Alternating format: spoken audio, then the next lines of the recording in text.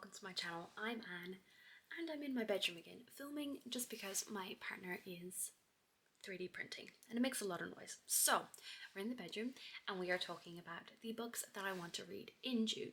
I know that this is already getting uploaded already in June, but I've been reading. We had a long weekend and I spent the whole weekend reading instead of making content, which was a choice and I loved it. So today I just want to talk about some of the books that I'm hoping to get to in the month of June. This is not an extensive list of everything that I do because I do try to mood read just that little bit in every month. But there is one book that just hit my inbox as an ARC, which is Sadist by Chaos Davy, and I am so freaking excited about this. This is a dark romance sapphic story, and we are following Theo, who's a contract killer with a sadistic streak. Octavia is a Vanguard heir with a dark secret.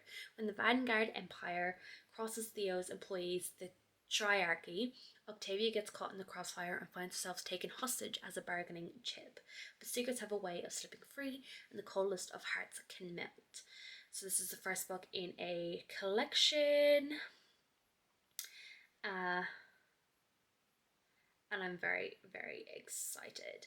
I've been wanting to read this for so long and I'm screeching that this hit my inbox today. So I'll be picking that up as soon as possible. The next one that I really want to read is This Vicious Dream by Stacia Stark. So I just finished the Kingdom of Lies series last month, so I'm chomping at the bit to get to this one. This is connected to the world, but you can read this if you haven't read the Kingdom of Lies series, but I do recommend reading the Kingdom of Lies series because I think it will give hints and stuff of who's died and things like that and what happens in the Kingdom of Lies series. But this is about Medina, who is one of the characters in the Kingdom of Lies series. So once I helped save a kingdom, now I'm trapped in a prison of thorns and nightmares. My crime, knowing the location of a power that could reshape the world, a grimoire I swore to protect with my life. That secret is the only thing keeping me alive with my captors, while my captors wait for me to break, until he arrives. Beautiful, ruthless, dark, inscrutable eyes, a dangerously wicked grin. But he is not here to rescue me. He wants the grimoire for himself, and he'll destroy anyone who stands in his way. My only choice is a fragile, temporary alliance with a man I can never trust, because there's more at stake than just a stolen grimoire or an ancient grudge. And behind his mask of effortless allure, he's hiding something far more dangerous than the thirst for power, something that could destroy us all. I'm so excited. I've already started this and I cannot wait to continue reading it and being back in the Kingdom of Lies world, I guess. Although we are in a new part of the world, I'm pretty sure, but I cannot wait to see more of Medina. So then I have a stack of books here beside me. 4 of them are going to be featured in Book Battle episode number 5, I think. And the first one is Sharp Objects by Gillian Flynn. I've already started this because it is the 3rd of June. And I am about 200 pages in and I'm enjoying it so far. But this is basically a thriller type of book, and we're following our main character Camille, who has to go back to her hometown where she never wanted to return because a bunch of girls are ending up going missing and then being found dead, and she has to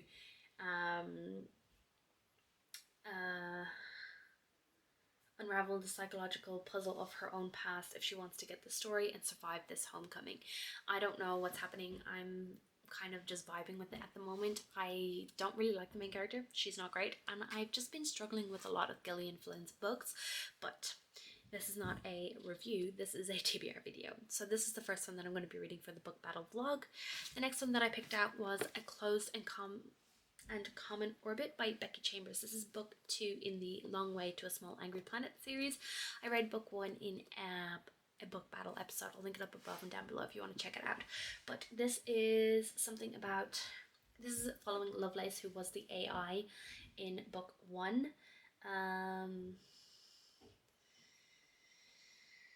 She's now, and then we're following Pepper from book 1. And yeah, we're just following them. This is sort of a cozy sci-fi series where we're following these people with the found family vibe, and we're following on from book one with some of these characters. I don't really want to talk too much about this one because it might spoil book one, but I really enjoyed book one, so I'm very excited to get into book two and see where this goes, because we're following Lovelace and Pepper, and I'm intrigued to see if we see some of the other characters that we met in book one. The next one that I'm going to be reading for book battle is Beyond the Black Door by A.M. Strickland. This is a standalone fantasy where we're following a young girl who was warned to never open the black door, but she didn't listen. Everyone has a soul. Some are beautiful gardens, others are frightening dungeons. Soul workers like Cammy and her mother can journey into other people's souls while they sleep, but no matter where Cammy visits, she sees the black door. It follows her in every soul, and her mother has told her never to open it. When Cammy touches the door, it is warm and beating, like it has a pulse. When she puts her ear to it, she hears her own name whispered from the other side. And when tragedy strikes, Cammy does the unthinkable. She opens the door. This is a dark fantasy. It features court intrigue, romance, a character coming to terms with her asexuality, and twists and turns as a seductive mystery unfolds that endangers not only Cammy's own soul but the entire kingdom. So A.M. Strickland definitely writes diverse characters, especially within the LGBTQIA plus community. So I read In the Ravenous Dark by her, and I gave that 4 stars. I really enjoyed it, so I'm very intrigued to see where this one goes. She definitely has a very atmospheric and whimsical writing style, so I'm very intrigued to see where this one goes. And the last one that I think I'm going to be starting tonight, just to see, because I'm not sure if I'm going to like this one, is Full Bloodied by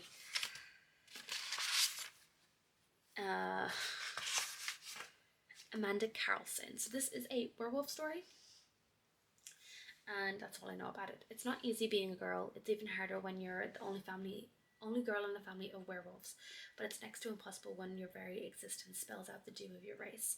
Meet Jessica McLean. She just became part of the pack. So very vague synopsis. I've no idea where this is going, but I used to be a werewolf girly, so I'm very intrigued to see if I still am a werewolf girly. I'm definitely still a vampire girly, but we shall see about this one. I got this from the library when it was like 50 cents, so I picked it up and thought it was intriguing. And yeah, I'm not 100% sure where we're going with this one, but I'm intrigued to see. And then another two that I've been really wanting to read at the moment is Bonded by Thorns by Elizabeth Helen. This is one that I've picked up from the library multiple times and still haven't gotten around to it, so this is the month that I read this.